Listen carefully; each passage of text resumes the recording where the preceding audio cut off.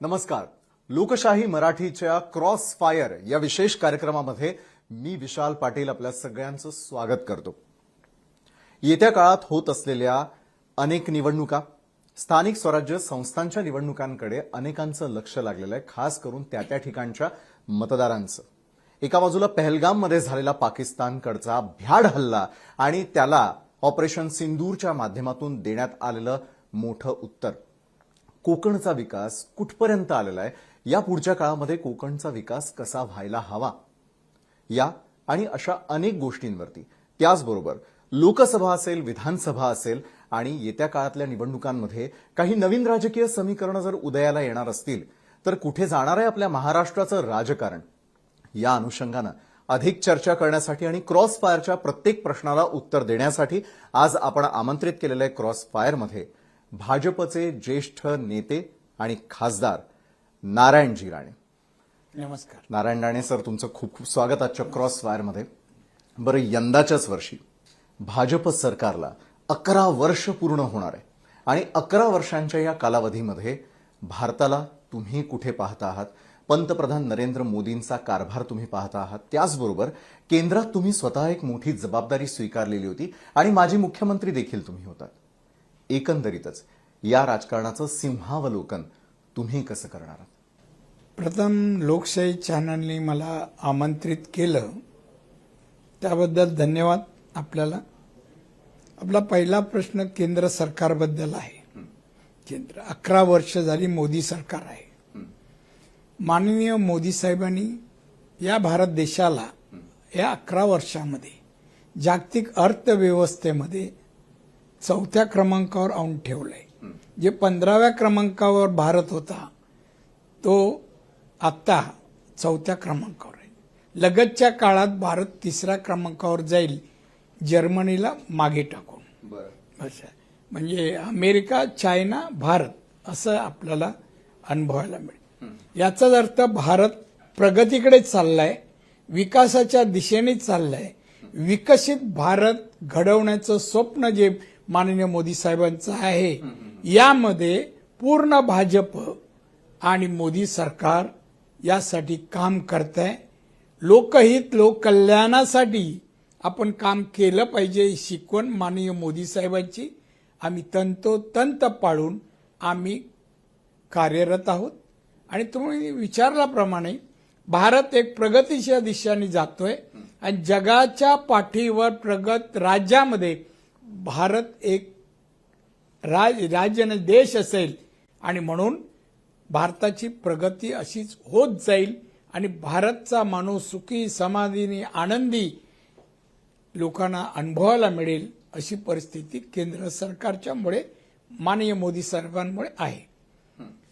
दुसरा प्रश्न तुमचा होता चालू याच्यामध्ये आता लवकरच महानगरपालिका, नगरपालिका, जिल्हा परिषदांच्या निवडणुका होऊ घातल्यात आणि त्या दिवशीने काही समीकरण बदलणार का, कशी आहेत वगैरे आपल्याला म्हणायचं आहे. स्थानिक स्वराज्य संस्थेच्या या निवडणुकामध्ये आता असलेली परिस्थितीमध्ये काय बदलावा होईल मला नाही वाटत.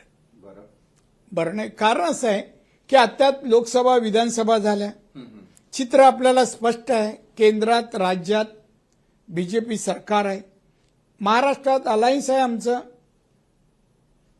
आमच्या एकनाथ शिंदेची शिवसेना आणि माननीय अजित पवार यांची राष्ट्रवादी, असे 3 पक्षाचं सरकार आहे आणि मजबूत आहे. 200 पेक्षा जास्त आमदार आहेत आणि समोर 30-40 नाही हो. आणि मग तुम्ही म्हणाले ही समीकरणं होते. समीकरणाचा कोणताही परिणाम आमच्या या महाराष्ट्राच्या युतीवर, या केंद्र सरकारवर पडणार नाही. परिणामाला विरोधकांच्या साथ थोडी मीडियाची मिळते, हे दुर्दैव आहे.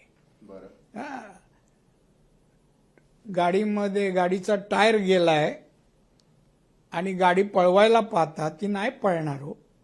4ही टायर व्यवस्थित असले तर पळणार ना, पण ती आता विरोधकांची स्थितीच नाही हो. सगळेच लंगडे आहेत. उबाटा शिवसेनेची काय परिस्थिती आहे, जेमते 20 आमदार आहेत. राष्ट्रवादी काँग्रेस, माननीय शरद पवार साहेब त्यांची ज्येष्ठता पाहता मी त्यांच्यावर कुठली टीका नाही करणार, पण सध्या तरी त्यांनी आताच्या या राजकारणामध्ये तसं भरीव काहीतरी करू शकतील अशी परिस्थिती पण नाहीये. आता राहिला प्रश्न काँग्रेस. राहुल गांधी पळतायत, कुठे पळतात दिशाहीन आहेत ते, त्यांना दिशा कळत नाही कुठे जावं. ते फक्त टार्गेट मोदींवर टीका करायची, अमित भाई शहांवर टीका करायची. मी या मताच आहे. मोदी एवढे सिनियर आहे, देशाचे 11 वर्ष हे आहे, पंतप्रधान असताना राहुल गांधींनी टीका करताना थोडा विचार करायला पाहिजे. तुझा राजकारणाचा अभ्यास, ज्येष्ठता, श्रेष्ठता अजून तू काहीच सिद्ध करू शकलास नाही.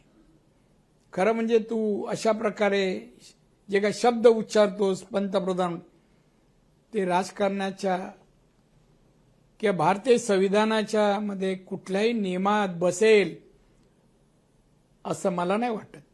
त्यामुळे राहुल गांधींनी एक तर ह्या राजकारणाचा अभ्यास करावा, देशातील जनतेचा गरजांचा अभ्यास करावा. पूर्वीचं काँग्रेसनी काय दिलं होतं या देशाला, त्यामध्ये मोदींनी काय बदल घडवला, हे समीकरणाचा जरी त्यांनी अभ्यास केला तर त्याचं तोंड बंद होईल. आणि म्हणून त्यांनी नुसते नावाची फोड करताय, नरेंद्रची. आता दुसरी गोष्ट तुम्ही उल्लेख केला, ऑपरेशन सिंदूर तुम्ही उल्लेख केला. नक्कीच मला त्याच विषयाकडे खरं तर आपल्याकडे यायचं होतं. त्याचं कारण नाही, असं ते की तुमचं हे पाहून रोख पाहून मीच ओळखलं. म्हणूनच म्हटलं की तुम्ही सिंहावलोकन केलेलं आहे ते म्हणजे देशाच्या आणि महाराष्ट्राच्या राजकारणाचं. मात्र ऑपरेशन सिंदूर ज्या वेळेला घडलं किंवा पहलगाम हल्ला झाला, त्यातही केवळ राजकारण लपलेलं आहे असं विरोधकांना का वाटतं? नाही, विरोधकांच्या वतीने काय, तुम्ही नॉर्मल माणसाला वाटतं का, जनरल नागरिकाला वाटतं का? एक तर एक पहा, काँग्रेस आणि त्याच्यावरचे त्यांचे साथी या ऑपरेशन सिंदूरवर जो हल्ला भारताने केला त्याबद्दल आणि भारताच्या 26 नागरिकांना ज्या प्रकारे मारण्यात आलं काश्मीरमध्ये, या बाबतीमध्ये काँग्रेस आणि त्यांचे साथी हे कोणाच्या बाजूने असायला हवेत? देशाच्या बाजूच्या. देश कोण चालवत आहे? मोदी. मग अशा वेळेला तुम्ही साथ द्यायला पाहिजे, टीका नाही करायची. जी घटना घडली, तुम्ही एवढे सिनियर जर म्हणत असाल तर ऑपरेशन सिंदूरची माहिती घ्या ना. काय झालं, बर खरंच अटॅक झाला का, गोळीबार झाला काय, माणसं मेली काय, घ्या. आणि मग 9 अटॅक जर भारताने केले तर भारताचं अटॅक या बदल्याच्या भावनेतून करण्यात आलेला अटॅक आहे का, मुद्दामून केलेलं नाहीये. 26 नागरिकांना निरपराध, तू हिंदू आहेस का विचारून गोळ्या घातल्या हो त्यांच्या पत्नीच्या समोर. ही चीड प्रत्येक भारतीयाला यायला पाहिजे, ती राहुलला पण यायला पाहिजे, काँग्रेस जणांना यायला पाहिजे. आमच्या लोकांना हिंदू म्हणून गोळ्या घातल्या. चीड नाही, उलटी चेष्टा करतो, टीका करतो मोदींवर. खरं लढाईचं आणि बदल्याचं राहुल गांधीचं काही सोयर सुतक नाही हो या माणसाला. 10-15 दिवस इथे राहायचं, मग अमेरिका जायचं, इटलीला जायचं, हे त्याचं राजकारण आहे, दौऱ्याचं सिरियसनेस नाही. आणि म्हणून ऑपरेशन सिंदूर भारताने ज्या प्रकारे सैन्याने जाऊन अटॅक करून बदला घेतला, शेकडोनी त्यांचे लोक मारले अतिरेकी, याचं अभिनंदन सर्व भारतवासी करत असताना काँग्रेस असो, काँग्रेस सदस्य असो, कोणी यांनी केलंच पाहिजे या मताचा मी आहे. आणि म्हणून मीडियानी जो राहुल गांधी बोलतोय, त्यांचे लोक बोलतायत टीका म्हणून, टीका कधी करावी, केव्हा करावी, त्याला काय प्रसंग असतात, घटना असतात. भारत जर चांगलं काम देशासाठी करत असेल तर तुम्ही त्यांचं कौतुक करायला पाहिजे, अभिनंदन करायला पाहिजे. विरोधी पक्ष, मी काही वर्ष महाराष्ट्रात 6 वर्ष विरोधी पक्ष नेता, पण मी असं समजतो सत्तारूढ पक्षावर टीका जरूर करा चुकत असतील तर, कारभार जनहित साधत नसतील तर, लोकहित करत नसतील तर तुम्ही टीका करा. आणि मग तरी कसा कारभार करावा हे मार्गदर्शन करणं पण विरोधकांचं काम आहे.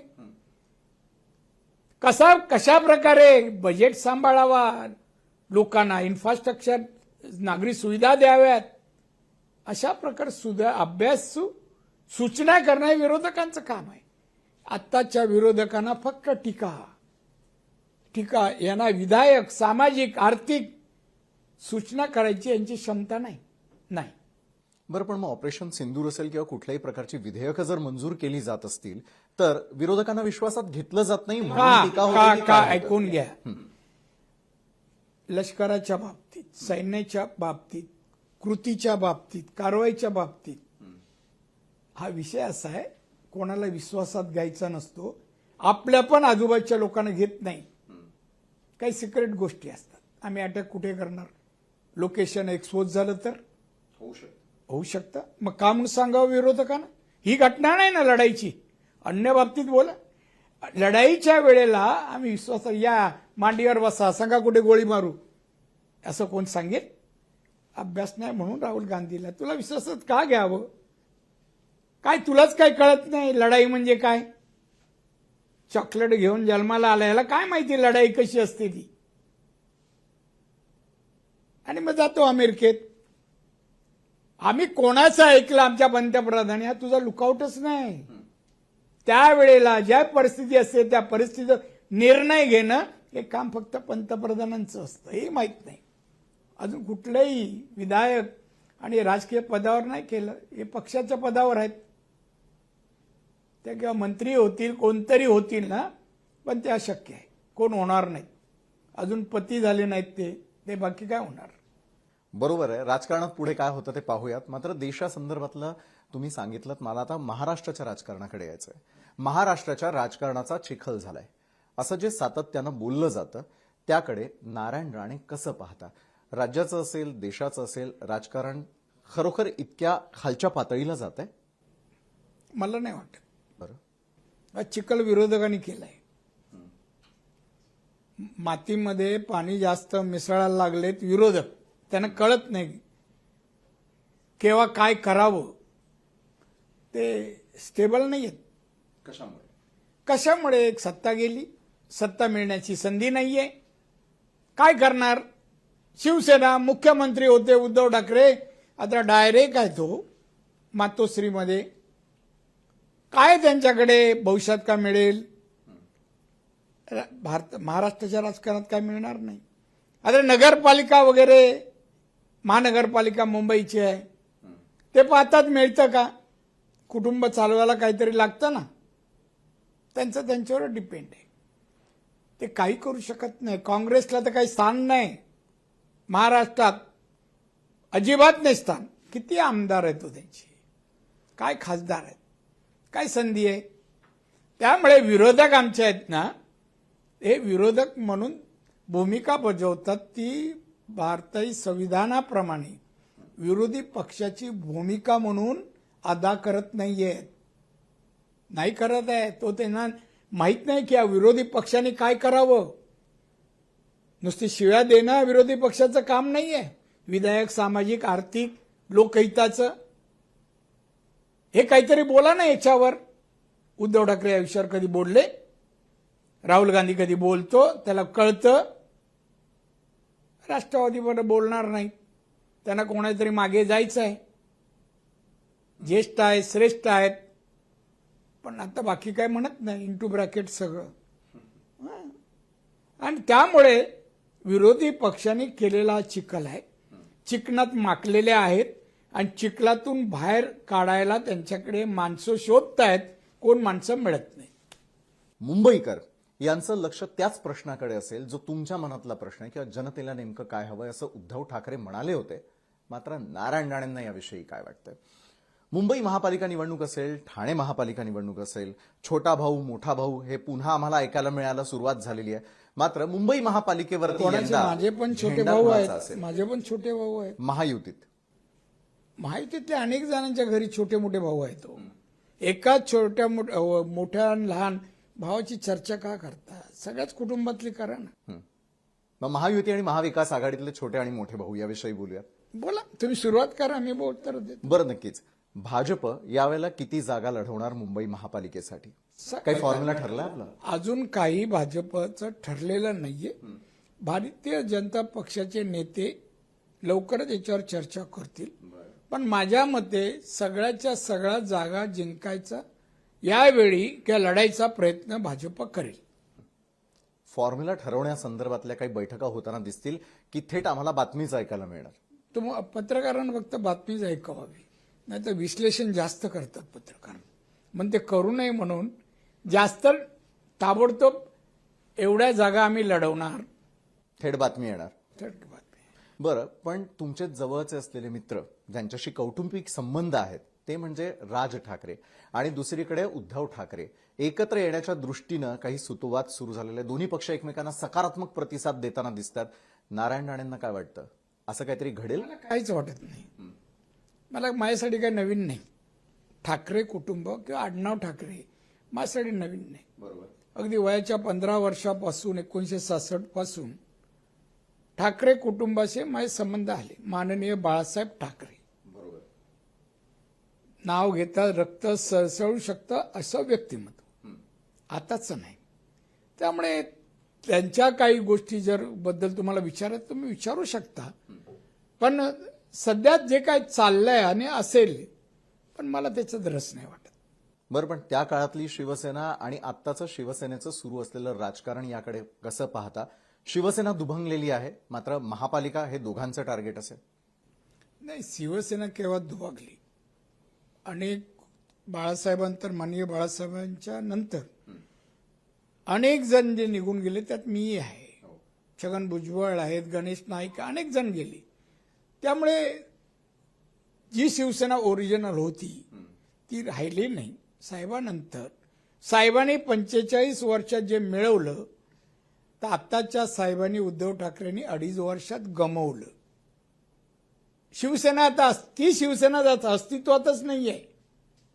साहेबांचे आचार विचार, बोलणं, माणुसकी, माणसाला जवळ घेणं, कार्यकर्त्याला प्रोत्साहित करणं, पाठीवर थाप मारणं, केव्हा मारावी, केव्हा त्याला सांगावं हे करू नको हे कर, ही धमाक, हे आणि हे बाळासाहेबांच्याकडे होतं. आता यांच्याकडे याच्यातलं काही राहिलं नाही. पैसा मिळवायचा सत्तेतून, सत्तेतून पैसा आणि पैशातून सत्ता, हे समीकरण हे ओळखतात. आणि त्यामुळे आता काय राहिलं नाहीये. आता महानगरपालिका जुळवाजुळव, ती बंधूंची असू दे आणि अजून काही असू द्या, 2 बंधूंची जुळवाजुळव व्हावी चांगली गोष्ट आहे. त्यावर मी भाष्य करण्यासारखं नाही, मला आनंद आहे. 2 बंधू एकत्र येणं चांगली गोष्ट आहे. ते बंधू प्रेमापोटी येत आहेत का महानगरपालिकेची खुर्ची पाहून येत आहेत मला माहित नाही.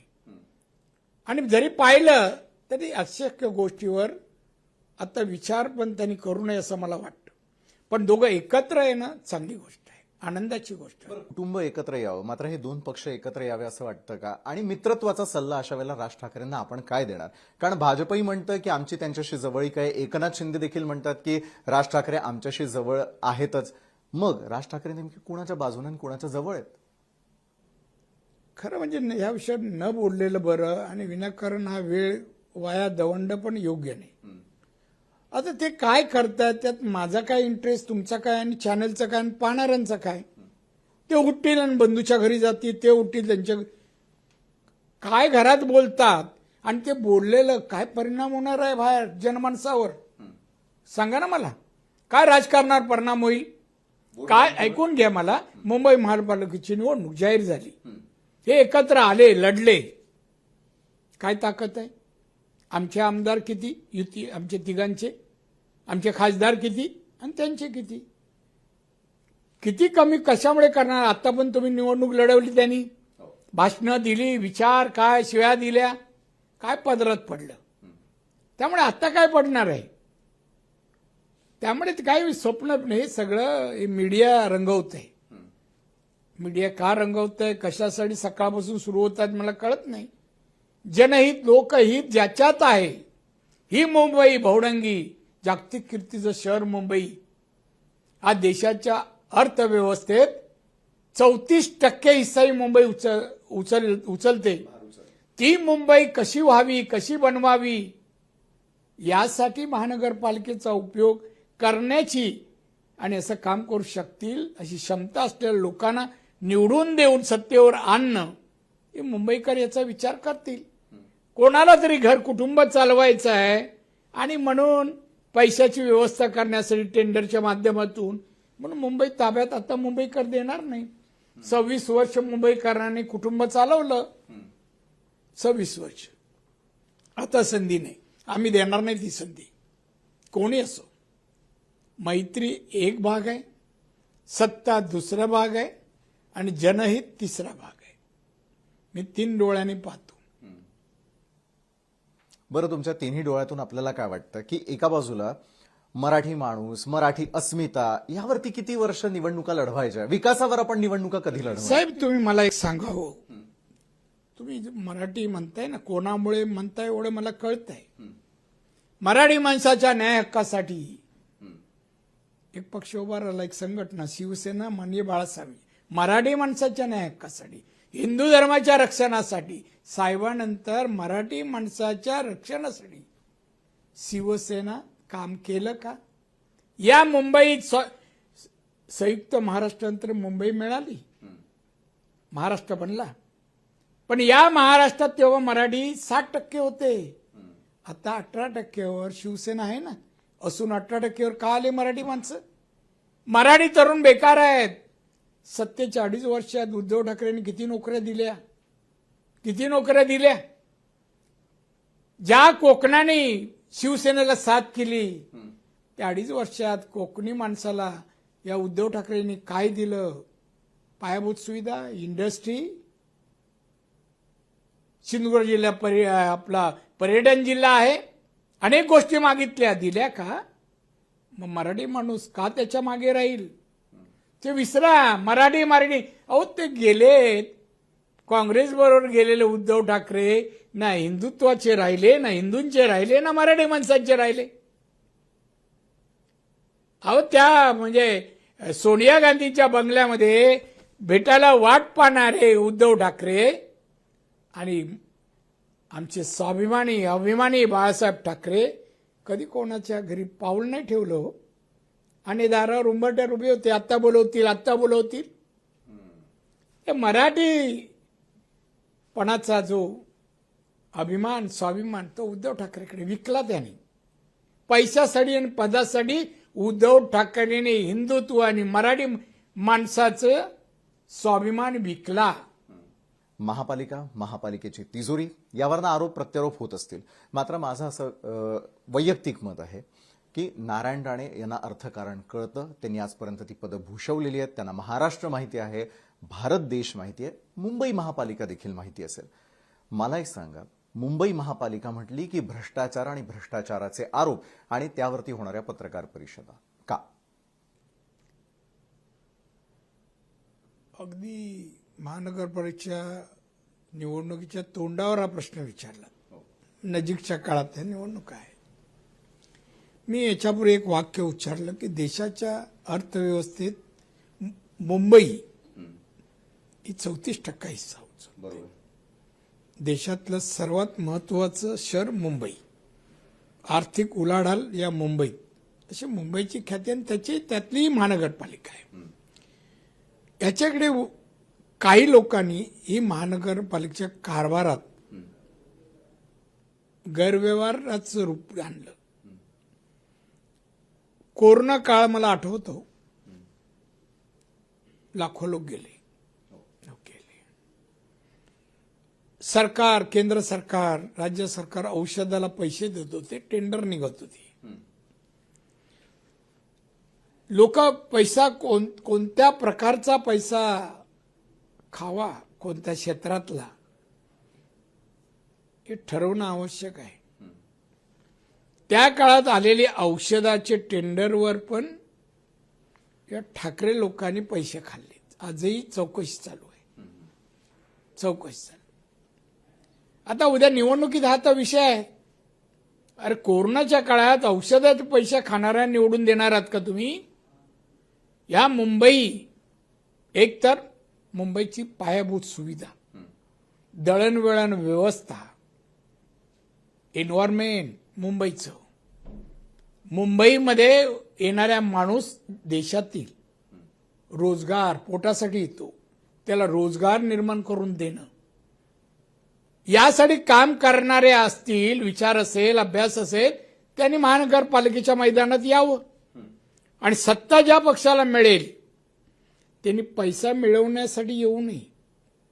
मुंबईच्या जनतेला, मुंबई शहराला म्हणजे महाराष्ट्राची राजधानीला काहीतरी रूप नवीन द्यावं आणि ते देण्यासाठी म्हणून या महानगरपालिकेची निवडणूक लढवावी. पक्षाने असो की इंडिव्हिज्युअल वैयक्तिक असो. आणि म्हणून आमची काही स्वप्न, माझी मुंबई कशी असेल, न्यूयॉर्कला उतरल्यावर कसं वाटतं, लंडनला उतरलं कसं, मुंबई शहरात आल्यानंतर पाय बाहेर टाकतात, अरे वा क्या मुंबई आहे, असे उद्गार लोकांच्या तोंडून, पर्यटकांच्या तोंडून निघावे, अशी आमची मुंबई घडवण्यासाठी म्हणून यावं. आत्ताचं आमचं सरकार, सन्माननीय आमचे मुख्यमंत्री देवेंद्र फडणवीस, त्या माध्यमातून त्यांचा प्रयत्न आहे. एकनाथ शिंदे, आमचे अजित पवार साहेब त्यांना योगदान देत आहेत. मला ठीक वाटतं की मुंबईचा यांना अभ्यास आहे आणि वर्ष सत्तेमध्ये आहात, हे मुंबईसाठी काय करू शकतील. आता यामध्ये कोण एकत्र येणं, मिठ्या मारणं, भावाभावाच्या, अनेक वर्ष भाऊ विभागले होते, मिठीत आले नव्हते, आता येत आहेत. त्या मिठीतून काहीतरी मुंबईकरांना देतील तर मुठीतच काय नाहीये, काय नाही हो. मग मिठीतलाही भ्रष्टाचार समोर येतो, हा? मिठीतलाही गाळ आणि भ्रष्टाचार समोर येतो. भ्रष्टाचार बोलणं आणि सिद्ध करणं याच्यात फरक आहे. पत्रकार मग आता भ्रष्ट कोणाला बोलू शकतात. उद्या एखाद्याने कोर्टात पत्रकार विरुद्ध गेलं तर सिद्ध करता त्यांना येणार नाही. आता लोक जात नाहीयेत, काय मला माहित नाही, पण पत्रकाराने विदाऊट इव्हिडन्स आरोप करू नये, विथ इव्हिडन्स करावा, या मताचं आहे. आता काय चालत असेल, जा कोर्टात, सांगा हे पुरावे आहेत, करा त्याला पदावरून दूर, कोणी असो तो. आणि माझ्याजवळ तर असं काय असेल ना, मी सरळ पाठीन कोर्टात. त्यामुळे हे काय आता जे चाललंय ना, ही महानगरपालिकेची पूर्वतयारी वाया पत्रकार चालली आहे. वाटतं, मी सांगतो, सकाळी उठल्यावर आम्ही सुरू करतो चॅनल, काय तुमचं दुसऱ्या बरत काय काय चाललं, युट्यूब अमुक टुक तमुक, काय आहे, कशाच्यावर चालतात, सांगण्यावर चालतात, पैशावर चालतात, सुपारीवर कशावर चाल. आणि मी अज्ञानी नाही व्हायच्यात, तुम्ही नाही, हे कशावर चालतात मला कळतं, साहजिकच नाही, हे 100% राईट आहे. आणि म्हणून हे बंद व्हावं. ही मुंबई बाकी देशातील, जगातील अन्य शहरांच्या बरोबरीन तुलनेत अनेक शहरं उदयाला आली हो. सिंगापूर सारखं शहर, कोलालंपूर सारखं, हे हॉलंड बिलंड तर आहेत पूर्वीची, न्यूयॉर्क वगैरे, पण ही शहर नवीन गेल्या 20-25 वर्षात कुठे गेली हो, सांगा मला. सिंगापूर सारखा देश एवढासा छोटा, आपल्यानंतर स्वतंत्र झाला, आज पहा ना.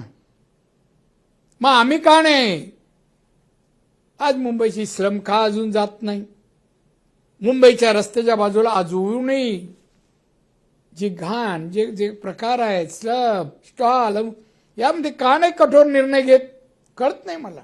मी मुख्यमंत्री होतो, मी सोडलं नव्हतं कोणाला. आता आम्ही एक बलात्कार, एक आत्महत्या, मीडिया 8-8 दिवस दुकान चालू. आणि विकासाबद्दल एखादी गोष्ट आली, एखादा दिवस राहते ते वर स्क्रीनवर, मग गायब. कोणता विषय प्राधान्याने दाखवावा, ऐकवावा लोकांना, पत्रकाराच्या आचारसंहितेत आहे, प्रेस काउन्सिल कशाला आहे, सांगा ना मला. हे सगळ्याचा विचार केला तर आपण कुठेतरी चुकीच्या मार्गाने जातो आहोत. त्यामुळे एकाला कोणाला टार्गेट करू नका, सगळे जबाबदार आहेत, सगळेच जबाबदार.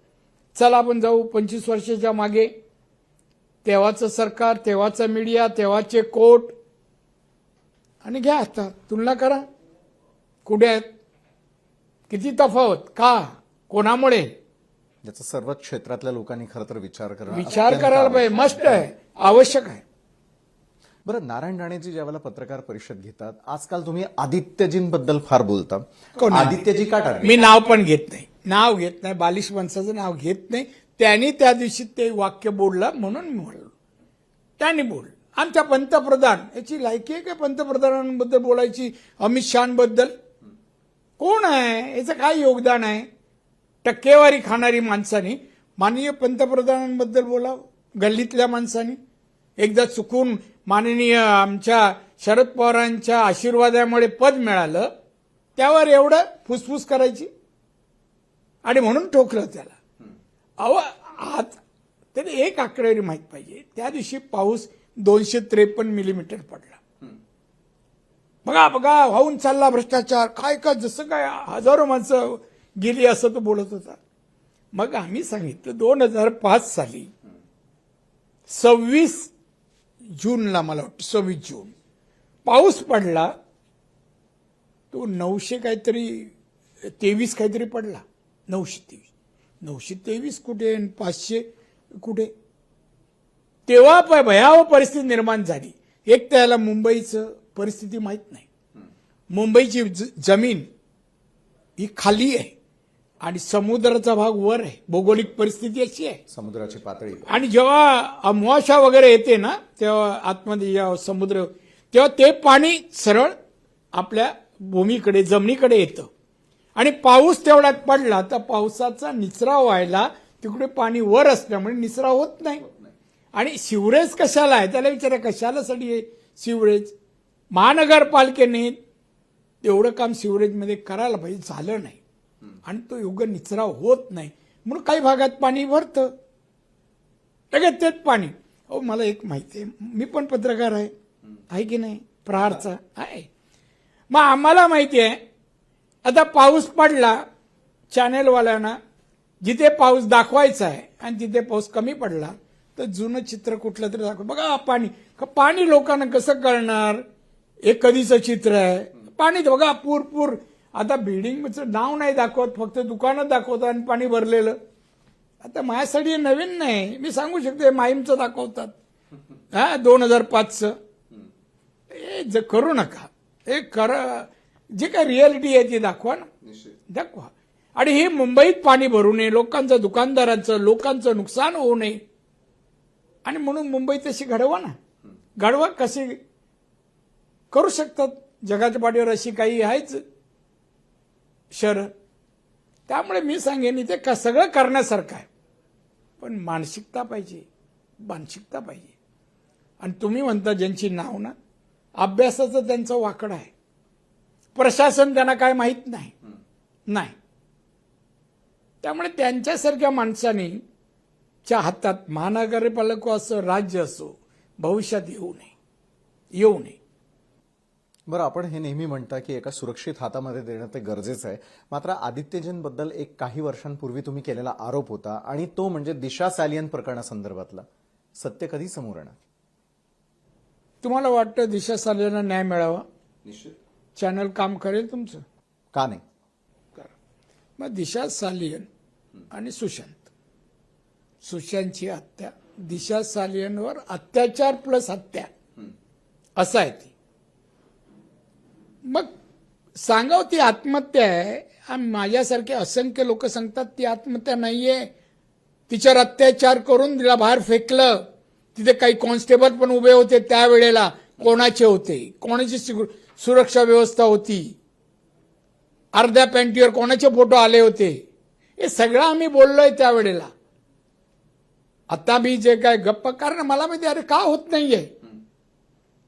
सुशांत कलावंत, काय कोणी कोणाचं बिघडवलं होतं? त्या मोर्याचं काही असेल हो. कोण मोर्या?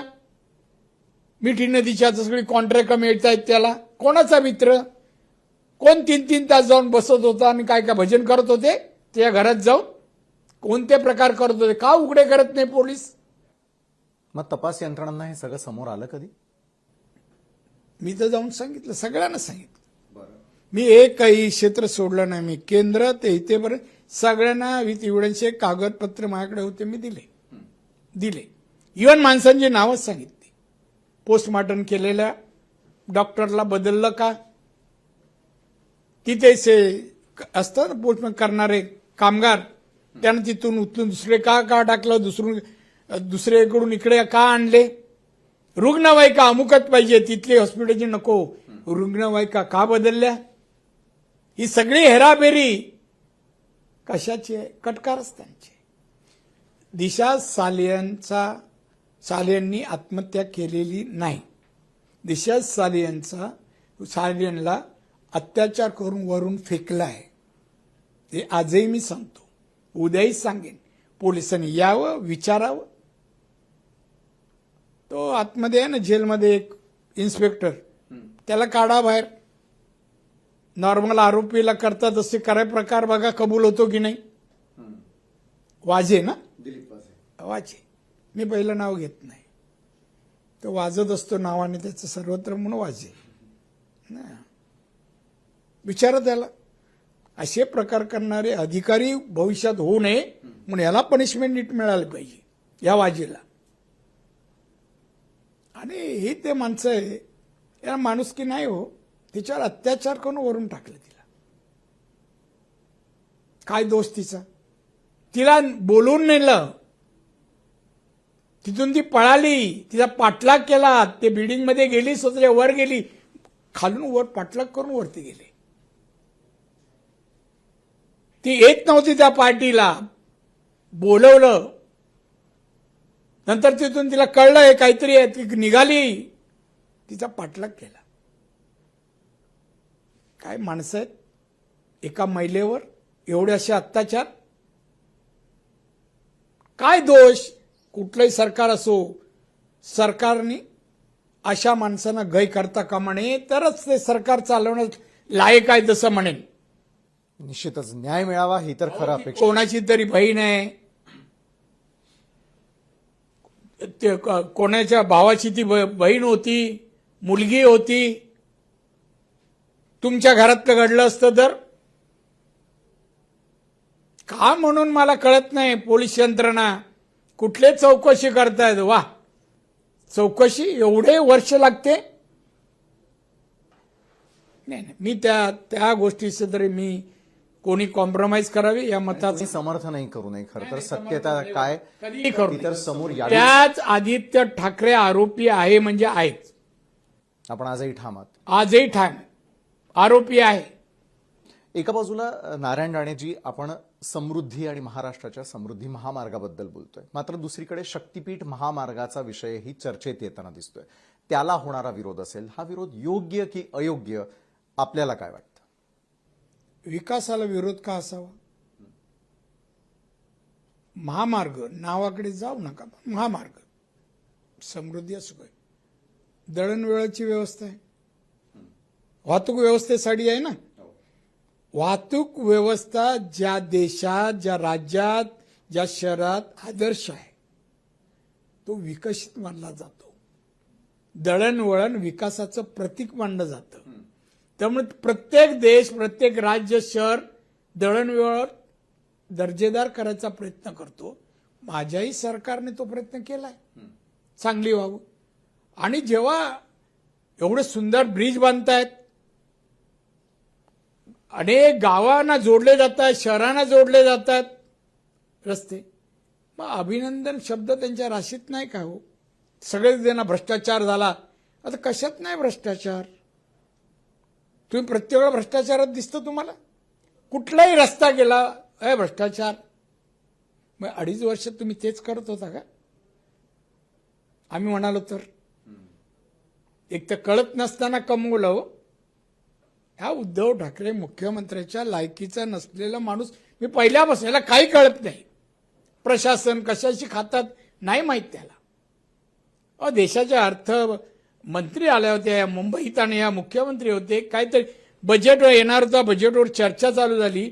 हा म्हणतो, मैडम हमें बजट का कुछ मालूम नहीं है, मुझे कुछ समझता नहीं, वो आपका सब्जेक्ट है. देखो देखो, महाराष्ट्राचं मुख्य काय कळतं? बरं, तुम्ही स्वतः मुख्यमंत्री होतात. कोकणाला 3 वेळेला मुख्यमंत्री पद मिळालं. पुन्हा एकदा कोकणचा मुख्यमंत्री जर झाला तरच कोकणाचा विकास होऊ शकेल का? असं काही नाहीये. मंत्रीच पाहिजे ना. जे मंत्री असतील कोकणाचं नेतृत्व करत असतील त्यांचे कोकणाबद्दल प्रेम, आस्था आणि दृष्टी असायला हवी. दृष्टी डोळे असून चालत नाही, दृष्टी लागते. ती जर असेल तर विकास होईल. कोकणी माणसाकडे पाहायला पाहिजे प्रेमाने. तो आनंदी कसा दिसेल, कुठल्या मार्गाने दिसेल हे त्याला कळलं पाहिजे आणि जे कळेल तो करू शकेल. आज कोकणामध्ये इन्फ्रास्ट्रक्चर म्हणजे सिंधुदुर्ग जिल्हा तर मी सांगेन इन्फ्रास्ट्रक्चर, रस्ते, पाणी, वीज, शाळा, आरोग्य. मग आमच्या इकडे जिल्ह्यात सगळं आहे. मेडिकल कॉलेज आहे, इंजिनिअरिंग कॉलेज आहे, सगळ्या प्रकारची कॉलेजेस आहे. सिंधुदुर्ग जिल्हा 10वी-12वी मध्ये मेरिटमध्ये सगळ्यात पुढे आहे. तोच आता मी रत्नागिरीकडे आणण्याचा आमचा प्रयत्न आहे. आणि आता राहिला प्रश्न नोकरीचा. मी सिंधुदुर्ग जिल्ह्यात जवळच्या काळामध्ये मोठी इंडस्ट्री आणण्याचे आमचे प्रयत्न आहे.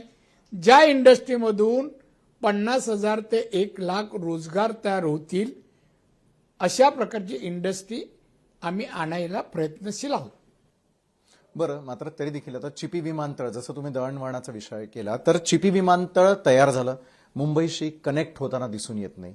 रेल्वे मार्गांचं आपल्याला काय वाटतं? नाही, आधी चिपी आणि मग रेल्वेकडे.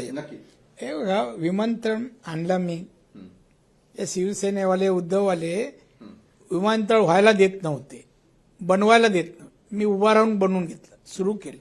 मुंबई वाहतूक सुरू झाली. ज्या कंपनीशी अग्रीमेंट झाली होती त्या कंपनीची मुदत संपली. ते आर्थिक व्यवस्थेत सापडल्यामुळे ती एअरलाईन त्यांनी परत अग्रीमेंट केली नाही. आता आमचे अग्रीमेंट सुरू आहे, इंडिगो वर्षी चालू आहे. आणि माझं मंत्र्यांशी बोलणं झालं, लवकरच इंडिगो आणि इंडिगोला एक मदत पाहिजे, त्याला पेट्रोलमध्ये काही सूट पाहिजे स्टेटकडून. आणि ते मुख्यमंत्रीशी बोललेलो आहे मी. मुख्यमंत्री बोलले अमरावती, सोलापूरला आम्ही दिले, त्याप्रमाणे सिंधुदुर्गाच्या चिपीसाठी आम्ही देणार आणि लवकर सुरू होईल. आणि मग सिंधुदुर्गाच्या चिपीमधून सर्वत्र आता पुन्हा वगैरे चालू आहे, खाली मुंबई बाकी आहे. ते मुंबई 2, 3, 4 फ्लाईट चालू राहते. तुम्ही अवश्य जा. निश्चित मलाही आवडेल तिथे यायला. मात्र सावंतवाडी टर्मिनसचं काय घोषणा होते? टर्मिनस कधी? मी टर्मिनस त्या विषयात गेलो नाही अजून, तर मी लक्ष दिलं नाही. काय असं बरंचसे तिकडे टर्मिनस नंतर गोडाऊनला जागा, अमुक तमुक बरंच एरिया. सिंधुदुर्ग जिल्हा तसा लहान जिल्हा आहे आणि सावंतवाडी स्टेशनच्या आजूबाजूस तशी जागा नाही उपलब्ध आहे. म्हणजे अशासाठी यासंबंधी स्पष्टीकरण स्थानिक लोक जर देतील आम्ही जागा उपलब्ध करून देऊ. कारण आमच्याकडे शासकीय जमीन नाही, खाजगी जमिनी आहेत सगळ्या. आणि त्याच्यामुळे जर जमीन मिळाली तर टर्मिनस पण आम्ही बनवू, काय अडचण नाहीये. रेल्वे मंत्री आमचे अतिशय ग्रामीण भागाला प्राधान्य देणार आहेत, माझे चांगले संबंध आहेत. एक टर्मिनस सावंतवाडी आणि वैभववाडी मधून कोल्हापूर ही लाईन नवीन मी जोडणं, ही 2 कामं माझ्याजवळ रेल्वेची आहेत. निश्चित ती पूर्ण व्हावी ही तर आम्ही नक्कीच अपेक्षा होतील. माझी मुदत संपायच्यात पूर्ण होतील. क्या बात आहे. तुम्ही आश्वस्त त्यानंतर करताय. तुम्ही जरूर प्रवास करा. निश्चित प्रवास करायला आवडेलच, कोकणात जायलाही आवडेल. मात्र ज्यावेळेला कोकणात जाण्याचा विचार साखरमानी करतो त्यावेळेला पुन्हा एकदा जर समृद्धी पूर्ण होतो तर मग मुंबई गोवा महामार्ग कधी? लवकरच. कुठे अडचणी आहेत? नाही अडचणी वगैरे काय नाही. मी असल्यानंतर अडचण नाही, सगळं सोडू. काय अडचणी आहेत जागेच्या, ब्रिजच्या, त्या आम्ही सोडू, पण तो पूर्ण करू. आणि आता कोकणात जायला बोट पण सुरू करू. क्या बात आहे. म्हणजे सर्व मार्गाने कोकण, कुठल्याही अशी एकच जिल्हा असेल किंवा कोकण असेल की सर्व मार्गाने तिकडे जाता येईल. समुद्रमार्ग आहे, विमानमार्ग आहे, रस्ता आहे, ट्रेन आहे, सर्व मार्ग. बरं, कौटुंबिक जिव्हाळा असलेले म्हणून नारायण राणे हे सातत्यानं ओळखले जातात. तसं चित्रही आम्ही अनेक वेळेला पाहतो. मात्र जे नवे तरुण वर्ग आहे राजकारणाकडे जाताना थोडं भीतात, कधीतरी त्यांना मार्गदर्शन नसतं. खरोखर आजची राजकीय परिस्थिती राजकारणात करिअर करण्यासारखी आहे का? नवतरुणांनी राजकारणात यावं का? यावं. चांगल्या शिकलेल्या तरुणींनी राजकारणात यावं.